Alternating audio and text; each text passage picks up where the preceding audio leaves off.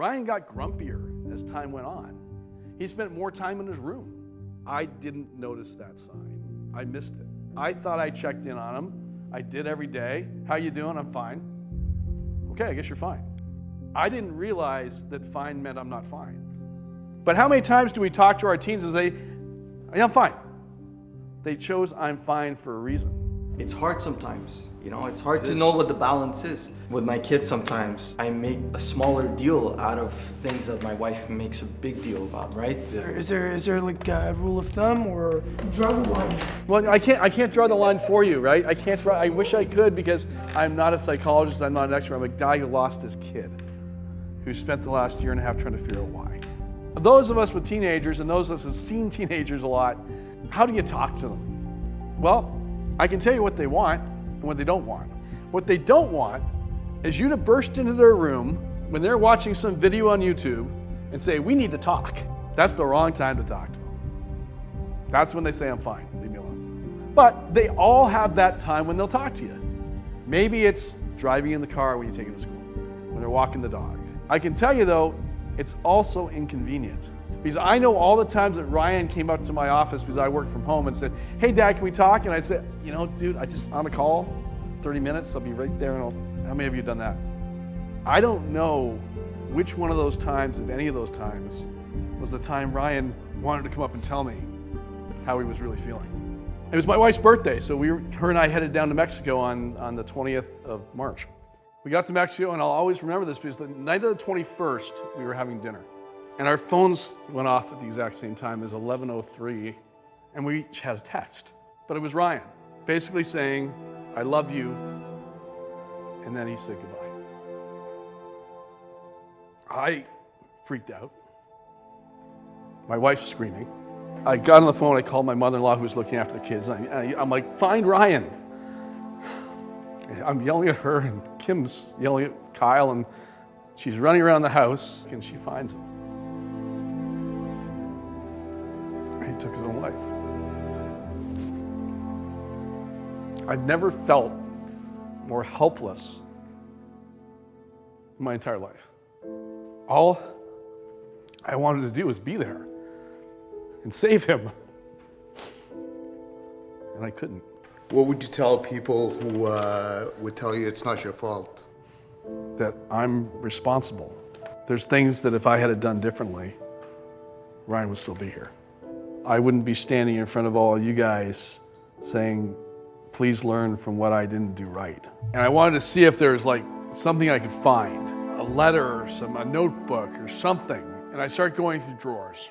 And I open it up and it's empty, except for 2 sticky notes. I pulled out, one said, my usernames and passwords. And the other one said, tell my story. Tell what happened from your eyes so that parents are looking at their kids differently. And I traveled around the Pacific Northwest in California talking to a whole bunch of parents and a whole bunch of kids, and I researched the heck out of all this. The stats are staggering. So for me, I'm going, why? What is it you think that you would change going back? When I look back at Ryan, I showed up this way. I'm a CEO, coach, an Ironman, I'm a black belt, I'm an author. If there's a problem, I fix it. My kids never saw me cry. As far as they know, I never did. I've failed at 13 businesses. I've almost been bankrupt 3 times. My wife and kids never knew. I protected them from reality. At least I thought I was protecting them. I thought that's the way I should be a dad. And then what did my 14-year-old son do? He looked at me and said, this is how a real man fights. That's the way a man and a father is supposed to be. And so he showed up that way. Ryan was the class clown. Ryan talked all the time. Ryan came home from dinner, told great stories about how things happened, about his bully, and how he verbally trounced his bully and thought it was funny as heck. He never shared the fact that he had any problems. He had lots of them. Because he thought that that's how he's supposed to show up. And I regret that. What would you teach fathers to basically help them talk with their kids? First thing you do is you listen. You listen to how they feel and make sure they know that you care. How are you doing? How are you feeling? What's going on at school? Have you ever felt sad? Have you ever felt mad? Have you ever felt anxious? And you understand that how they feel is how they feel. You can't fix how they feel. And this is what we as dads do. We fix stuff. How many times has your wife said to you, I don't want you to fix my problem, I just want you to listen to me? That's hard for dads to do because we want to protect our kids. When we go into overprotection mode, when we protect them every time they fall, so they can't fall, then what do they believe when they become 14, 15, 16, 17? They believe there's nothing wrong that's ever going to happen. We create kids that do not have any resilience in their lives. I want to do a little exercise with you. Close your eyes for a second. I want you to think back to when you were 12, 13 years of age. And I want you to put up your hands if you were ever bullied. Put up your hands if you ever felt like you weren't happy with your life. If you ever felt like you weren't as cool as the other kids. Leave your hands up for a second and open your eyes. All right, now put your hands down. Put up your hands if you ever thought that you would go ahead and share those deep, dark, painful moments with your kids. Yeah, I didn't, because I was like you. But I wish someone took the time to talk to me and tell me I might need to change. Had I been more vulnerable with my own kids, to share with them, like, yeah, you know what, I was bullied, and I was bullied. I didn't think I had a lot of friends. I didn't have a lot of friends. I never shared any of that with my kids. If you could say one thing to Ryan, what would it be?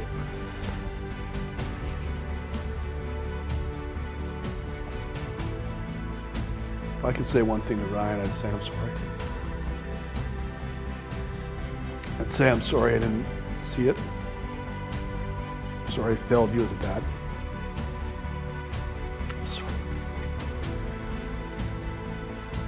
I'm a lot more open now with my kids. And you know what? I have a lot deeper conversations with my kids now than I ever had. All right, so what do we do now? Everything's only going to change if we change. The world's only going to change if we decide as parents that we're going to make it change.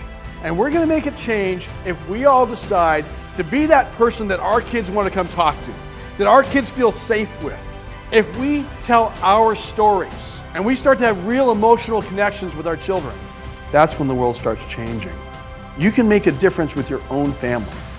I'm making a difference with the family I have left. I would love it if you all told your story. I'll tell my story. I'll tell my story.